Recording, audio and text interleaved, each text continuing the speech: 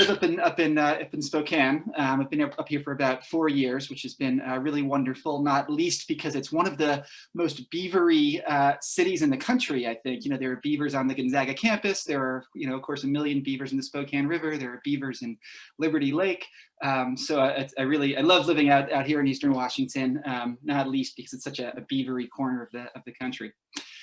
So tonight I'll be talking about using beavers as restoration tools, essentially, for their ecological benefits. But I thought I'd begin with a little bit of beaver introduction. You know, what are these animals and why do we care about them so much?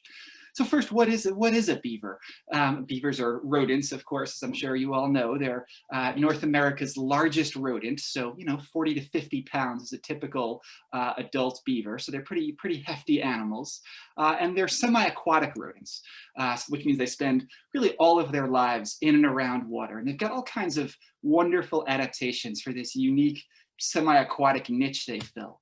They've got incredibly dense fur, one of the kind of the thickest, lushest pelts in the animal kingdom. They've got as many individual hairs on a postage stamp size patch of skin as we have on our entire heads. So really remarkably dense fur. They've got these wonderful webbed, kind of duck-like hind feet. They're very powerful, agile swimmers. They can stay underwater for up to 15 minutes. Which I think is pretty impressive. They've got a second set of transparent eyelids called nictitating membranes that act as goggles, as well as a second set of lips, kind of a fur-lined valve behind their front teeth, so they can chew and drag branches underwater without drowning. I think that's a really cool adaptation. And then, of course, what's the beaver's most recognizable feature? What makes a beaver? The tail. And the tail serves lots of different functions. It's an alarm system. So many of you have probably heard the smack of a beaver's tail hitting the water, which they do to warn other beavers about the presence of predators. It's a fat storage device. They actually put on fat for the winter in their tails.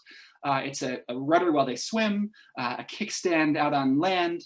It actually has some thermoregulatory functions. So the tail is really kind of this amazing multi-purpose appendage. And then the other great feature, of course, are their teeth. As you can see in this picture, kind of, you know, the top and bottom incisors basically file each other down into these chisel-like points. And the teeth, as you can see, are orange. And the reason for that is that beavers' teeth are actually sort of chemically and structurally fortified with iron that they derive from their foods. They've got very, you know, durable, powerful teeth, which of course is important when you spend your whole life cutting down trees, right? Beavers fell trees to eat the cambium, which is the inner bark of trees. You know, they're what scientists call choosy generalists. They've got a few species of tree that they prefer, which out here is, you know, cottonwood, willow, aspen. Those are kind of the big three in the American West, but they'll take just about any deciduous tree. They do tend to avoid conifers. And they eat lots of green herbaceous stuff too, you know, cattails and water lilies, and, you know, they mow people's grass for them. They'll graze pretty happily as well. So they really, you know, kind of, they have pretty diverse diets, but they are totally herbivorous. They do not eat fish whatsoever. So in addition to felling trees to eat the cambium, the inner bark, of course, they're also using the wood as construction material. And there are two basic types of beaver structure. The first is the beaver lodge, which is the kind of the fundamental beaver housing unit. You can sort of see in this picture, there are kind of these underwater tunnels that lead up into the lodge. Inside the lodge, you've got kind of an elevated nesting platform or chamber. They keep it very clean in there. The floor is lined with wood chips. In there, you've got typically 2 to 8 or so beavers. So that's the mating pair, the male and female, who are typically monogamous. And then 3 year classes of siblings, all cohabitating. The newborn baby beavers, the kits, and my dog, the 1-year-olds and the 2-year-olds. And then those 2-year-old beavers, during their second year, they'll disperse out, you know, like they're going off to college or something, to look for their own territory. So that's the lodge. And then the other beaver structure, of course, is the dam. So why do beavers build dams? What is the point of this kind of unique specialized behavior? Well, a beaver on land, as one biologist has put it to me, is a kind of a fat, slow, smelly package of meat. And out here we've got all of our native carnivores, of course, and any of those animals will eat a beaver. Bears, wolves love beavers. Cougars, even a coyote would take a young beaver. So a beaver on land is in trouble. But by building that dam and creating this nice deep pool of water, they're basically expanding the extent of their aquatic shelter, right? So instead of having to walk overland to that good-looking cottonwood and risk being predated, they can swim to it instead and be relatively safe. So they're just creating their own habitat, their own shelter. And here are the remains of a beaver that was eaten by a wolf. Wolves actually eat the entire beaver, pelt, bones, and all, and they just leave behind the mandible. This is like very characteristic wolf predation. So you don't want to be a beaver on land, is the takeaway from that particular picture. So a typical beaver colony or family is building a number of dams. There's usually one kind of main primary dam, and then a bunch of smaller secondary dams. And these dams come in all different shapes and sizes. And here's a very small dam, maybe 3 feet long and 1 foot high. This is in Montana, and here's a much more impressive specimen. This is in Minnesota, and this dam is about 15 feet tall and 800 to 1,000 feet long. So, and clearly is the work of many successive generations of beavers, all adding their stick to the pile. So this is not typical maybe, but what they're capable of in the right context. And I'm always impressed by their hydrologic savvy. I always feel like if you went to a stream and took an engineer from the Army Corps and said, okay, build a dam that minimizes labor and maximizes the total impoundment, they would put the dam exactly where the beavers put their dam. So here's a really impressive pond. This is probably 300 acres or so, which is created by a single strategically placed dam. So they really can impound a lot of water. One thing I should mention, of course, is that beavers don't build dams in every context, right? That they want the dam to create that nice deep pool of water. But if there's already plenty of water, they're very happy, right? So there are lots of beavers in the Spokane River. They're not building dams there; they're just burrowing into the banks and living in bank lodges, and they're quite content. So beavers are really damming smaller streams, but they'll live very happily in any body of water. Another important thing that beavers do that I think doesn't get a lot of attention is they're really prolific canal diggers. They excavate these elaborate canal networks that can extend hundreds of feet up into the surrounding forest or wetland. And again, the point of that is you swim up that canal, cut down your tree, float it back down to the pond. You don't have to risk predation out on land. But those canals end up being really important kind of hydrogeomorphic features. They're moving water around the landscape, and they're often really good habitat for amphibians and fish. You often see baby fish hanging out in there. So the canal digging, people don't talk about that, but that's another really important way that beavers modify landscapes. So you put it all together, and here's what it looks like. This is a pretty classic beaver complex. This is in Colorado. This is up by the Continental Divide, about 12,000 feet in elevation. So there's really no altitudinal limit to where beavers can be. And you can see the stream just kind of comes wending through this valley, and then it hits all of these linear features here, all of these these beaver dams, and those dams are capturing and storing hundreds of thousands, if not millions of gallons of water in this little valley here, and really irrigating and hydrating it at a pretty mass scale. So this is I think a good indication of what one of these complexes looks like from the air, and just how dramatically it modifies its surroundings. So beavers, as I said, they're building dams and creating ponds to enhance their own habitat. But in the process, they're creating habitat for lots of other creatures as well, right? We know that out here in the West, wetlands are life. Wetlands cover about 2% of total land area, but support something like 80% of total biodiversity. So any animal that's capable of building and expanding wetlands is pretty darn important. Beavers are what scientists call a keystone species. So in architecture, the keystone is the top block in the stone arch, and when you pull that block, the whole arch crumbles. And beavers likewise are sort of disproportionately supporting a lot of weight in ecosystems. A few classic beaver beneficiaries. Here's a great blue heron rookery at a beaver pond. I think this is in Wisconsin. So, wading birds, waterfowl, even songbirds, you see lots of warblers and flycatchers hanging out around beaver complexes, perching in the kind of the coppiced willow that beavers create and eating the aquatic insects hatching off the pond. So, anybody here who's a birder knows that you go birding at wetlands, right? So, name a bird species, it's a beaver beneficiary. Other semi-aquatic mammals, moose, muskrat, mink, otter. Here's a moose hanging out at a beaver pond in Utah. They're all closely associated with beavers. And then, here in Washington, probably the most important beaver beneficiary from a management standpoint are salmonids, right? If you're a baby steelhead like this guy, you don't want to live in the main stem, fast flowing river, right? You want to live in a slow side channel or a backwater or an eddy or a meander. You want that kind of complex slow water refuge habitat that beavers create. So it's really this, the imperative of managing for endangered salmonids and enhancing salmon habitat that's really driving a lot of interest in beavers in Washington right now. And here's just a beautiful brook trout that I pulled out of a beaver pond in Wyoming, where brook trout aren't native, but do really, really well in beaver ponds. Of course, one common objection you hear from anglers and sometimes from fish biologists still is, wait a second, we're trying to take dams out of streams, not put more dams into streams, right? Why would we want to add obstacles to fish migration? But of course, a beaver dam is nothing like a human-built concrete dam. Fish jump over beaver dams. They can wriggle through the woody structure. Fish are often migrating during periods of high flow when there's water going over or around beaver dams.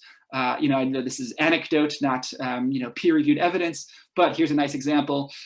This is a stream outside of Seattle. Here's the beaver dam. Here's the pond upstream, and here are the two coho salmon redds or nests. So at least two fish had no problem whatsoever surpassing this barrier.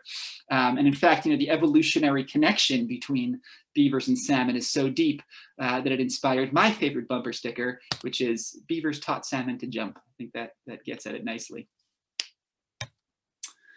And here's one other point of emphasis that I wanted to make sure to mention is that beavers are they're agents of disturbance, right? They create these cyclic habitats. The ponds they create gradually fill in, become wetlands, turn into wet meadows that are really good sort of ungulate forage areas, then gradually transition back into sort of early succession forests, and the beavers show up again, the cycle begins again. So that kind of cyclic nature of beavers as a disturbance agent is a really important kind of habitat function.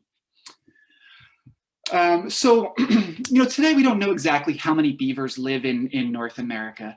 The best guess is there may be 10 or 15 million, which, sounds like a lot, and certainly they're not an endangered species by any stretch. But, I think it's important to remember that, we are at a tiny fraction of their historic numbers and what the biological carrying capacity really is, right? When Europeans first arrived on this continent, there were as many as 400 million beavers. And of course, those hundreds of millions of beavers would have created hundreds of millions of beaver ponds. And a little, back of the envelope math suggests that, maybe there were 230,000 or so square miles of North America impounded by beavers. So that's an amount of land submerged the size of Arizona and Nevada put together for reference. So beavers clearly modified this continent at a pretty extraordinary scale. And I think another really crucial thing to keep in mind is that native people had deep relationships with beavers. And, I'm talking tonight about using beavers as this kind of ecological restoration tool, but, that ecological importance, is certainly not original to Western science, right? And that's something that native people understood for many thousands of years. And actually tribes like the Blackfeet had cultural prohibitions against killing beavers, considered them, sanctified them as deities, essentially, because they recognized beavers' importance in creating these oases in the otherwise arid American West. So, this notion of beavers as kind of ecologically important agents goes back a very, very long way. So, a lot of what I tried to do in working on this book is just recreate what the continent looked like with its full complement of beavers. And there were just some really extraordinary records from, explorers' journals and trappers' diaries and railroad survey reports. Meriwether Lewis, of course, of Lewis and Clark fame, he was a great, wonderful naturalist and a really good beaver observer. And, every single day of the Corps of Discoveries expedition, there are amazing descriptions of beaver infrastructure, on the Missouri River in Montana. They describe seeing beaver dams in every single tributary as far as the eye can see, up to the base of the mountains. And in fact, in some places, they couldn't even use the valley bottoms. The Corps of Discovery had to travel along the ridge lines or in the main stem rivers because all of those tribs were so thoroughly ponded up by beavers. So that was in 1805 that Lewis and Clark, saw beaver dams in every single Missouri River tributary as far as the eye could see. In 1843, just 38 years later, John James Audubon, of course, the famous naturalist and painter, traveled the exact same route looking for a beaver to paint. He kind of moved on from birds temporarily. He was doing doing mammals rather. He wanted to find a beaver, and he couldn't find a single beaver in the entire Missouri basin where they'd been ubiquitous just a few decades earlier. So what happened to beavers in just 38 years? Where did they go? What did they turn into? Well, of course, they turned into hats, right? I think people hear the phrase beaver hat and think of like a big, fluffy Davy Crockett type of thing. But in fact, beaver hats were these kind of elegant Victorian style top hats that were, made from the felted under fur, the kind of the second layer of what trappers called the beaver wool. And these beaver hats were all the rage back in Europe, and were so valuable, in fact, that beavers, along with timber and cod, were really the most important economic resource that Europeans found in the quote unquote New World. The fur trade begins in New England, the early 1600s, and spreads very rapidly west and sort of south across the continent. And fur trappers and traders are eliminating beavers from every single river, lake, pond, and stream they encounter, just extirpating populations everywhere they go. And it's really hard to overstate the extent to which this rapacious desire for beaver pelts is sort of a driver of early American history. Here's the city seal for this is the official city seal to this day for the city of New York, for New York City. And you can see there are two beavers on it, kind of an amazing testament to how important beavers were to the economy. Here's a coin minted by the Oregon Territory, which, in 1849 covered basically the entire Pacific Northwest. We all would have been residents of the Oregon Territory. And the Oregon Territory actually minted a coin that was fixed to the value of one beaver pelt. One coin was worth one pelt. So the entire currency of the Northwest operated on the beaver standard. I think that's pretty incredible. And practically every significant historical event, from the Revolutionary War to the Louisiana Purchase, was driven in large part by this just unending desire for pelts. And of course, it was those white trappers and traders who spread smallpox and many other diseases that ravaged lots of native tribes.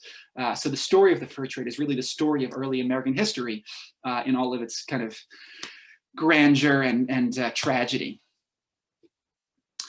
So in addition to being a hugely significant historical event, the fur trade was a really dramatic ecological event as well, right? I mean, what happens when you kill 400 million beavers? Well, all of those beaver dams break down, and all of those beaver ponds drain to the ocean. One of the ironies of the fur trade is that it actually made colonization of North America by European settlers possible, in that, especially on the East Coast, it's not, the New England is not like the Palouse, with your incredible soil. It's kind of a rocky, infertile place. And the only fertile patches of arable land were these, the flat, treeless, carbon-rich, nutrient-filled footprints of old beaver ponds that had been drained by beaver trapping. So in some ways, beaver trapping laid the groundwork for the colonization of North America by Europeans. Of course, as advantageous as that was for colonists, it was just as bad for wildlife. When you've got a beaver-rich stream, all of those beaver dams are acting like speed bumps, right? Slowing water down and pushing the water out onto the floodplain. And when you lose all of those beaver dams, there's nothing checking the velocity of water.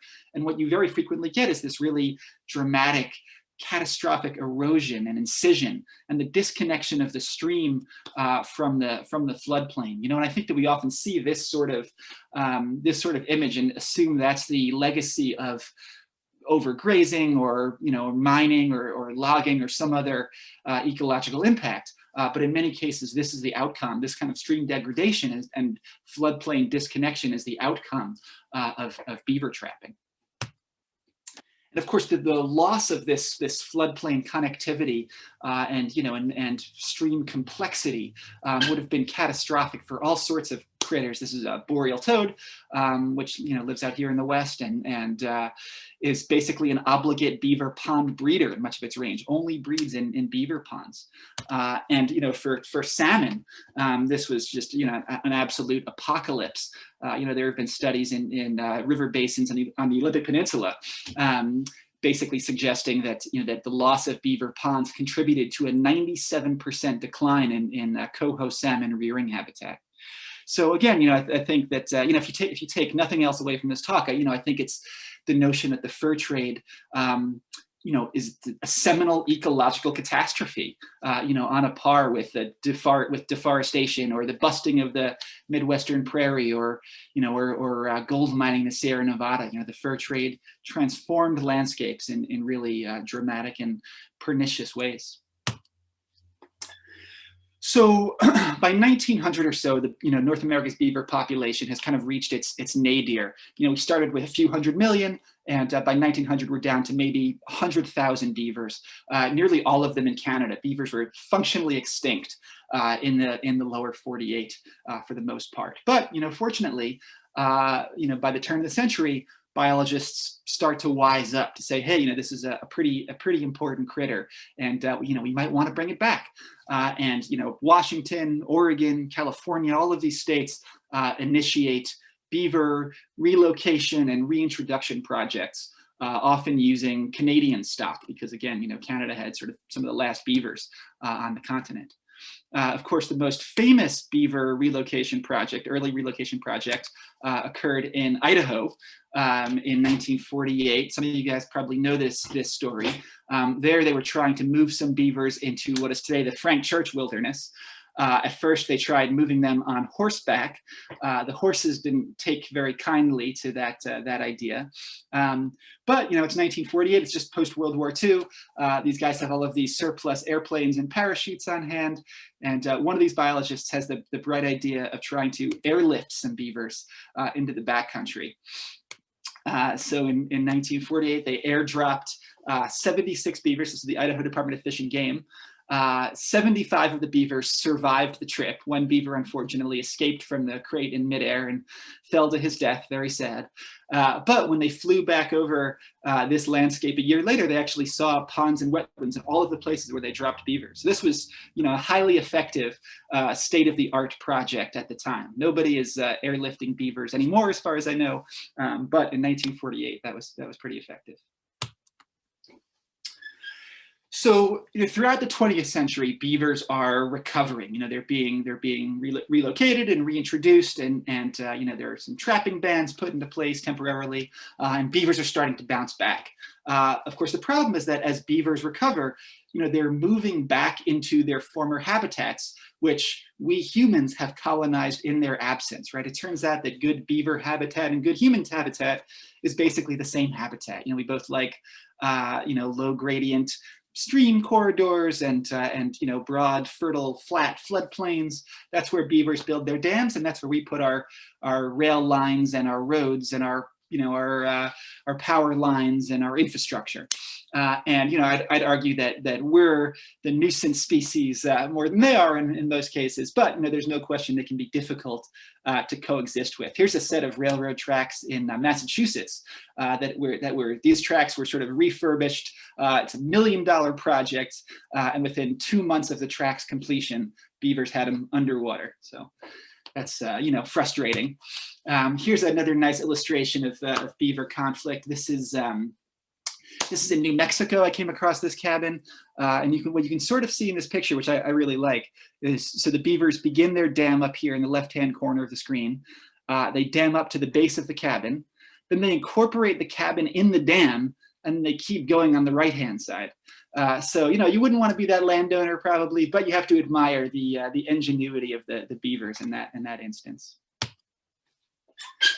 The most common form of beaver conflict is damming in road culverts, which makes sense, right? If you're a beaver, the road bed is like the world's greatest dam, and the culvert is the leak in that dam. And beavers plug leaks, right? That's their whole lifestyle. So beavers dam in a culvert. The water rises, the road washes out. Very expensive to maintain. That's probably again the most common beaver conflict in North America. But they do cause weirder, more creative problems as well. Here's a beaver that broke into a dollar store and was browsing the plastic Christmas tree aisle when it was apprehended by the authorities. So they get into all kinds of strange mischief. And the way that these sorts of beaver conflicts are almost invariably handled is by trapping out the offending beaver, right? Which makes a lot of sense. The beaver's causing a problem. Get the beaver out of there, kill the beaver. Every year, the federal government, the agriculture department, kills about 20,000 beavers in the United States. And private nuisance trappers take certainly tens and probably hundreds of thousands more. And the problem with that, as I see it, is twofold. I mean, first, of course, when you eliminate the beaver, you're also eliminating the potential for that great pond and wetland habitat they create. But you're also you're putting a vacancy sign for the next family of beavers, right? And as long as that that unguarded culvert is still there, the beavers are always going to come back. So all of these communities around the country have ended up in this very expensive and, I would argue, inhumane cycle of trapping and recolonization and trapping and recolonization. So you start to wonder, well, maybe there's a better way of dealing with some of these beaver conflicts. Here's a couple of good case studies. So lots of beavers are killed for the perceived offense of cutting down trees. They cut down people's ornamental trees, or their apple trees, in the Yakima Basin. And to me, I just don't think that a beaver should ever be killed for cutting down trees. I think that's just too easy a problem to solve. So here's a nice example. This is a land trust in Colorado that they had these beautiful old cottonwood trees they wanted to protect. That's fine. So they put up this kind of heavy gauge wire fencing to fence off those trees. And then they left unfenced the non-native Siberian elm trees. So that's actually invasive vegetation management using a beaver as your agent. I think that's a pretty cool case study. When the issue is flooding, that's a kind of a harder problem to solve, but there too we've got some great options. This is a contraption known as a Beaver Deceiver with its inventor, a guy named Skip Lyle, and the Beaver Deceiver is really part of this broader category of contraptions called flow devices. And the principle for all of these devices is basically the same. You have a pipe and fences, and you run the pipe either through the beaver dam or into the culvert. And you've got the fences there to kind of prevent the beavers from plugging up that pipe. And you're just trying to move water from the upstream side of the beaver dam to the downstream side, right? You're dropping that water level, ideally to a point where both beavers and humans can tolerate it. Here's kind of a nice example of that. So I'm on the board of the Lands Council, which is an organization here in Spokane that has a big beaver program. Some of you probably know it. And one of the things the Lands Council does is install these flow devices. So here's actually a device that we put in the Palouse last year. There's a landowner who was experiencing flooding of her yard due to beavers, and so we put in this pipe. through the Beaver Dam. You can see the the water gushing out of the Beaver Pond. At this point, the device has been in for an hour or so when I took this picture, and you can already see that the water level has dropped, probably a foot or so. So that's that's the, in a perfect world, you're lowering that water level again to a point where the beavers have enough water, they feel comfortable, they're happy sticking around, and the landowner can tolerate it as well. And these devices, these flow devices, might not be appropriate every situation, but studies have shown them to be approximately 87 to 97% effective. So no question, there are many thousands of sites around the country where we're currently trapping beavers reflexively, where we could be using flow devices instead to coexist with them and to do it much more cost effectively as well. Another option, especially here in Washington, is beaver relocation. And this is another thing that the Lands Council has historically done and still does to some extent, is live trapping nuisance beavers and relocating them. Generally moving beavers from private property to public land. And this is a Hancock trap. This is just a kind of standard beaver live trap. You're generally trying to relocate beavers together. Again, they're these very family-oriented animals, so you want to, keep those families intact and even ideally create new pairs in holding facilities. So this is a couple of beavers being relocated in the Methow Valley up by Winthrop. This is Sandy and Chomper heading off to their new home high up in the Okanagan-Wenatchee National Forest. One of the issues with beaver relocation is that there's predation is a big factor, right? You're dropping beavers into an area they don't necessarily know, and they don't have their lodge and pond yet, so they can be vulnerable to predation. So that's why it's really not. I think it's not the preferred option. It's better to sort of coexist with the beavers on site if that's possible. But if you do have to move them, a lot of projects now are building these kind of artificial starter lodges. Basically, give them a little space to move into, so they can hit the ground running and be safe until they can build a lodge of their own. And here's the beaver enjoying his new starter lodge. Another option for sort of beaver restoration and habitat enhancement is beaver mimicry through the construction of beaver dam analogs. And this is happening in the Palouse on Latah Creek.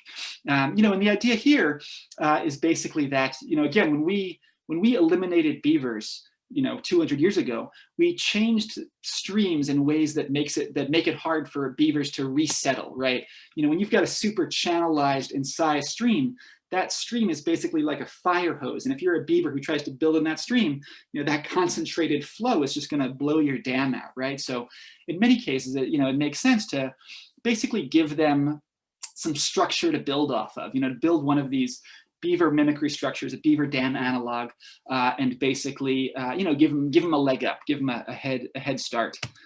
This is a very sort of cost-effective, somewhat labor-intensive restoration strategy. Broken fingers, as you can see, is or one occupational hazard. And the place where this beaver mimicry strategy was really pioneered was in a place called Bridge Creek, which is in Central Oregon. It's part of the Columbia Basin, like we are, and there, researchers, again, this is a stream where there were beavers present in the stream, but they were having a hard time, doing their thing, building their dams. So researchers built 115 of these beaver dam analogs. Beavers built 121 dams of their own, so the beavers just kind of went gangbusters. With all of the dams in this system now, the inundated area, right? So the amount of land underwater more than doubled. And as all of that water expanded, beavers filled up all of these old side channels. So this stream had turned into this very simplified single thread channel. But beavers rehydrated those old channels and turned it into kind of a complex braided system, which is really cool. And that ended up being a big deal for these guys here. This is a baby steelhead again. And what researchers found there was a 50% survival increase in juvenile steelhead. So that's, humans and beavers basically collaborating to restore this threatened species. I think that's pretty cool.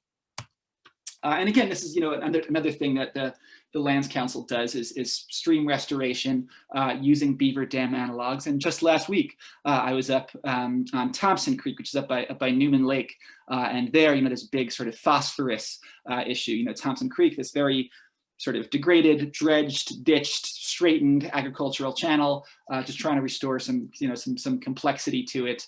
And the Lands Council is putting in 18 of these beaver dam analogs in partnership with Gonzaga University, just trying to enhance habitat complexity and capture some of that phosphorus. So this is a thing that's certainly happening here in Eastern Washington, or the use of these BDAs.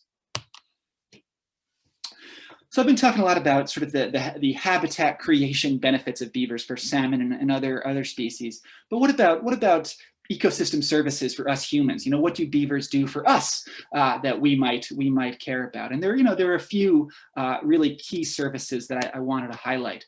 First, they're just really good at restoring streams in ways that benefit agriculture.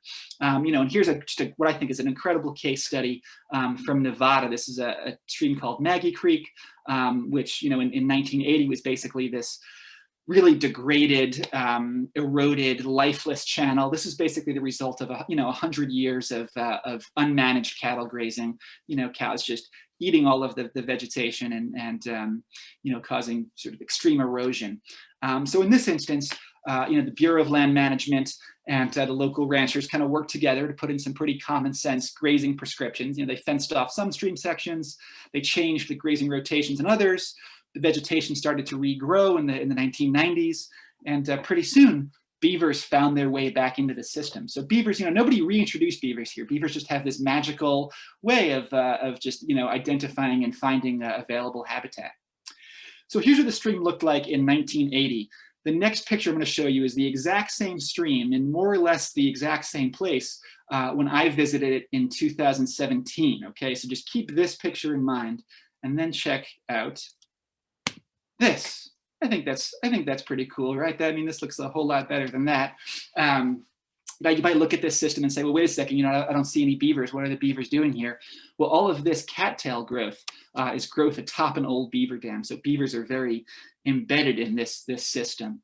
And the researchers who studied this stream found that beavers added 20 acres of open water. So they're creating all of these wonderful ponds and marshes, which is, great news, not only for waterfowl and amphibians, but also for ranchers who actually used those as watering holes during times of drought. Beavers added 3 miles to the wetted stream length. So back when the stream was really degraded, it was so degraded it was actually going dry before reaching its confluence with the main stem river. So by building those dams and slowing that water down, beavers ensured there would still be water in the stream in August and September, the hot dry season. So beavers took a seasonal stream and made it perennial. I think that's really amazing to contemplate. Beavers also added 2 feet to the water table, right? So when you look at a beaver pond, there's all of the visible surface water you see, but what you don't see is the weight of that pond forcing water into the ground, recharging aquifers, hydrating soils, raising that water table, and basically sub-irrigating valleys at a really vast scale. So here, beavers added 100 acres of riparian vegetation to this system. And that's a really big deal for guys like this. This is James Rogers, who's a rancher there in Northeast Nevada. And what he told me is that beavers had basically increased forage production for his cattle tenfold, which means more weight on his cows and more money in his pocket. So so now in Northeast Nevada, in Elko County, there's this wonderful kind of very pro-beaver cluster of ranchers who have seen the benefits of working with this animal. So I think that's a pretty cool story. One of the magical things about beavers, I think, is that, I've been talking about their ability to help mitigate drought, right, by keeping water in systems longer, but they're also really good at slowing down floods, the reverse, so you've got 2 polar opposites problems on the hydrograph, and and beavers help address them both. So when you get a big pulse of rainfall, racing downstream of stormwater, it hits that beaver complex, and all of that water spreads out laterally onto the floodplain. It soaks into the ground. It is stored in the pond. So there have been studies showing beavers capturing 30% of the stormwater from big rain events. So you've got drought, flood, polar opposite problems. Beavers are helping us tackle both. I think that's pretty cool. Another really wonderful thing that beavers do is, they're great pollution capture agents and sediment capture agents, right? I mean, again, of course, the stream is carrying all of that sediment, and it's got, agricultural nitrates and phosphorus and, in some systems, heavy metals from legacy mining, lots of carbon, and it hits that beaver pond and the water slows down and all of that stuff settles out, and you get, really sort of stream bed builds up again, and you get lots of accretion of sediment and pollution capture. And here's just a nice illustration of that. I think you can just see this beautiful kind of layer cake of sediment that's been stored behind this beaver dam over the years. And there have been studies showing, again, just a single pair of beavers capturing 100 tons of sediment over the kind of the several year period. They're sequestering lots of carbon. So, just as you might sequester carbon in a forest, you can sequester carbon in a beaver complex. And, I often think about that, when I'm hanging out in the Spokane River in the spring, and you see that kind of that surge of what looks like chocolate milk, coming out of Hangman, which is just the soil of the Palouse, running off and hitting the Spokane River, and I mean that's why there are groups like Trout Unlimited, they're building beaver dam analogs, up in the headwaters, just trying to keep some of that sediment on the landscape. So that's another really great thing that beavers do, is they're just wonderful, pollution and sediment capture agents.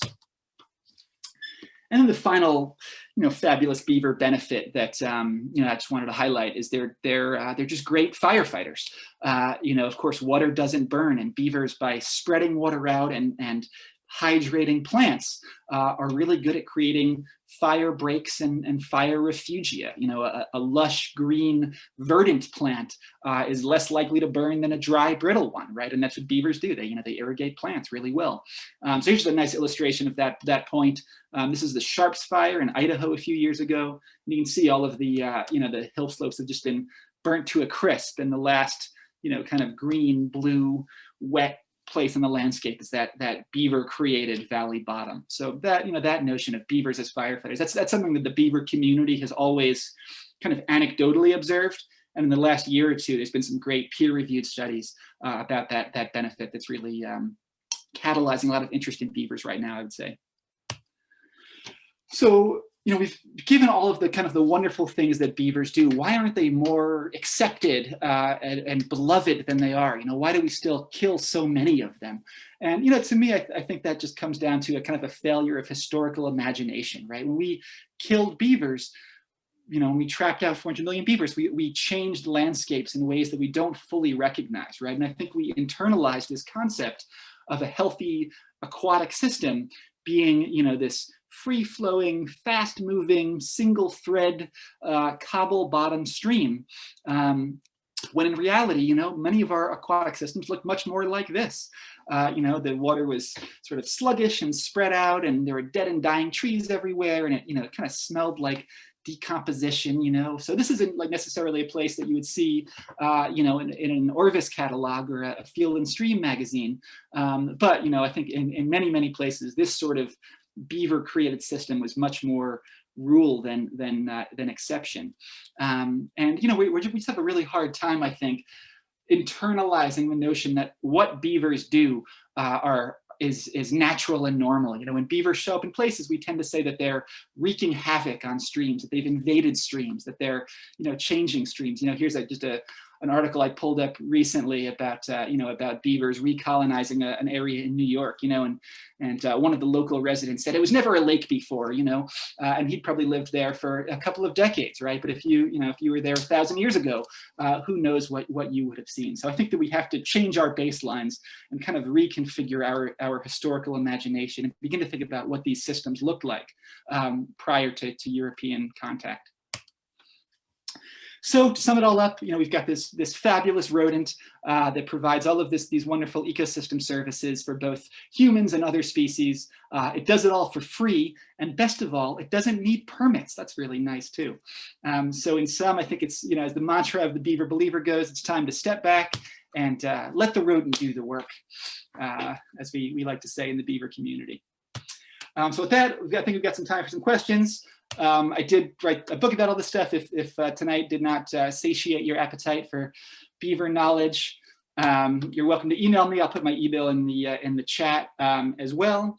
And then the final thing I'll say too is that, again, I did mention I'm on the board of the Lands Council, which is our wonderful environmental group up here in Spokane. We've got a very robust beaver program. We do beaver relocation and live capture, and as well as flow device installation and beaver mimicry structures. So if you're interested in potentially working with the Lands Council in some way on a beaver project, if you've got beavers on your property and have some questions, the Lands Council is always there as a resource for you. So with that, I will stop sharing my screen and take some questions. Wow.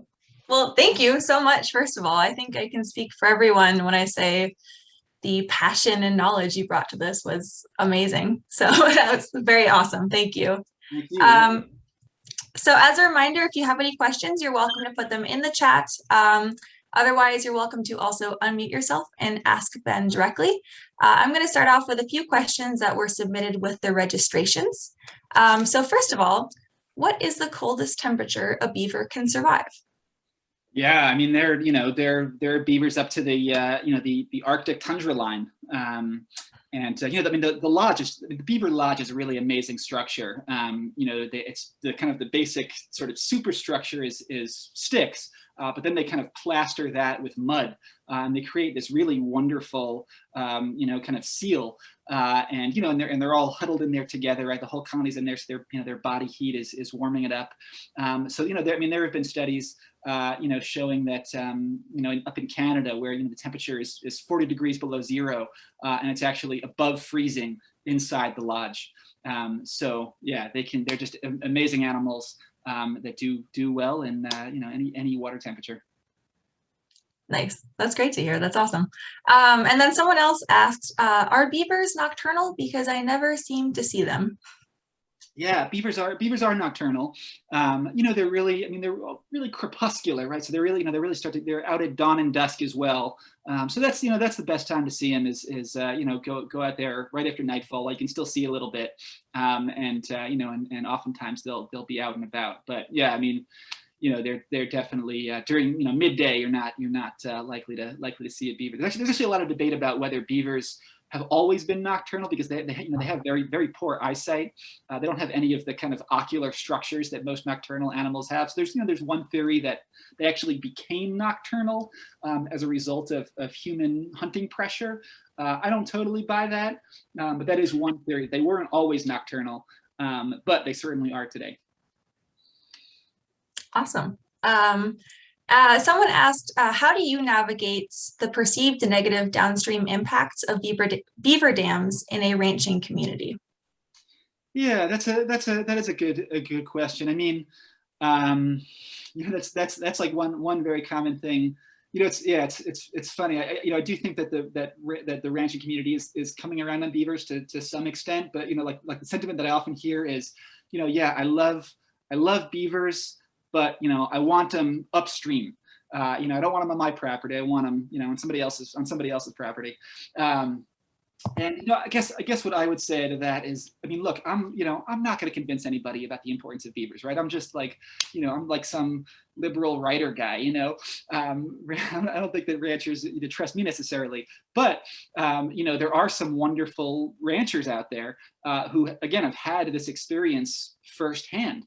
And they're much more effective spokespeople for this cause than I am. So some of those guys in Nevada, James Rogers, John Griggs, and then a really wonderful guy in Idaho is a guy named Jay Wild, and he has a fantastic story. I read about it in the book, and he basically reintroduced beavers to his land, and he's another guy who turned a seasonal stream on his homestead back into a perennial stream, and just had incredible benefits for his operation as a result. So Jay's become a really passionate and effective spokesperson. He's done webinars and whatnot. So I think about that a lot. Is that right? I am not going to convince anybody, but I can try to elevate the stories of the really authentic guys, with like the tin of chew in their pocket, who are actually gonna convince other people. So yeah, check out Jay Wild. I'll put his name in the chat. But he's out in Idaho, and he often speaks to ranching groups about this stuff. So awesome, thank you. And then Brian asked, has there been much in terms of research on beaver health and sensitivities with pesticide runoff in the water? Yeah, it's a really good question. I haven't really seen anything about that. I mean, they're definitely, I'm sure they're impacted by pollution in some way, but they're pretty hardy animals. And I just got some amazing pictures from a Bureau of Land Management biologist in Colorado, and she sent me these pictures of beavers that had dammed up an old abandoned submerged mining shaft. The stream is like bright orange. It was disgusting, and it had like the selenium and cadmium levels were off the charts. And the beavers, had been living happily in the mine shaft for years. So they're pretty tough animals. I'm sure they're impacted in some way by water quality. But you see them in really incredibly urban areas. There are beavers living in New York City. There are a ton of beavers in Seattle, which has some of the worst stormwater runoff problems in the world, beavers inhabit these very urban waterways seemingly without impact. So okay. And then we had a question, do you know of any of the indigenous stories related to beavers? Yeah, it's a great question, and I saw the writer was indigenous themselves, and there are lots of great stories out there. So during the Pleistocene period, as some of you may know, there were giant beavers. Castoroides was the genus. So they were sort of like contemporary beavers, but the size of black bears. And lots of native tribes, especially in the Northeast, have legends involving giant beavers. There's lots of there are lots of hills, big hills that are named in indigenous languages for big beavers, because they reminded people of the giant beavers that used to inhabit the landscape. I think some of the best writing about indigenous history and beavers is by Rosalind Lapierre, who's a Blackfeet ethnographer and botanist. And I'll put her name in the chat too. And she wrote a great book about the Blackfeet's relationship with beavers, and beaver as the creator of the medicine bundle, really a kind of a deity. So yeah, check out Rosalind Lapierre's book. I mean, one thing I'll say is that every tribe had a different relationship, of course, with beavers, and those really broke down regionally in interesting ways. So in the Northeast, when the fur trade began in New England and Eastern Canada, the Eastern tribes tended to be very enthusiastic participants in the fur trade, in part because they wanted trade goods, but also because they understood that, hey, when you kill a beaver and that beaver dam breaks and the pond drains, you're left with this lush, wet meadow that's really good forage for the deer that they like to hunt. So by taking part in the fur trade, they could engineer landscapes in ways that were favorable to them. But when the fur trade reached the American West, tribes like the Blackfeet did not participate because they understood how important beavers were, for creating these kind of ecological oases in an arid landscape. Which is why all of these guys like Jim Bridger and Kit Carson, Jedediah Smith, and Hugh Glass. The reason that all of the famous white fur trappers had to become the mountain men was because they couldn't get native people to do their dirty work. Once they reached the Rockies. So I think that's really interesting, the ways in which indigenous involvement in the fur trade is kind of connected to the environmental context in which different tribes lived. Wow, that is an amazing history. And then I guess we have time for one more question. So at Champion Lakes in British Columbia, Elizabeth saw abandoned beaver lodges and only conifers. Do beavers promote forest succession to conifers? No, I wouldn't say that they promote forest succession to conifers. I mean, certainly, you know, once beavers abandon an area, you know, which they do for all kinds of reasons, right? They, you know, maybe they just, you know, maybe they get diseases, they, you know, they die, they get predated, you know, in some cases, you know, they do probably exhaust their food supply, although that's pretty rare. You know, so beavers do leave an area, and then the forest might return to conifers, but they don't really encourage that succession, because, you know, I mean, I think that like one of the cool things that beavers do is they're basically rotational grazers or farmers in some ways, right? You know, they build their dam, they create their pond, you know, they'll go fell some willow on one side of the pond one year, and meanwhile, you know, they're raising that water table and basically irrigating, you know, willow and cottonwood on the other side of the pond. So, you know, so I mean, you know, in lots of cases, you know, you actually see beaver colonies that are very stable over time because they're basically growing their own deciduous food supply. So, you know, I wouldn't say that beavers promote conifer succession, but, you know, every site is different, I guess. All right. Well, this has been great. Thank you so much for answering all the questions so thoroughly. It's amazing, all the facets of information that you have about beavers. So there's just cool animals. You know, there's just always more to learn about them. And, you know, I put my email address in the chat earlier, so if anybody has questions that weren't answered by the talk, always feel free to drop me a line, and I do always happy to send you a signed book too. So yeah, always happy to talk beavers with anybody, basically, is the takeaway.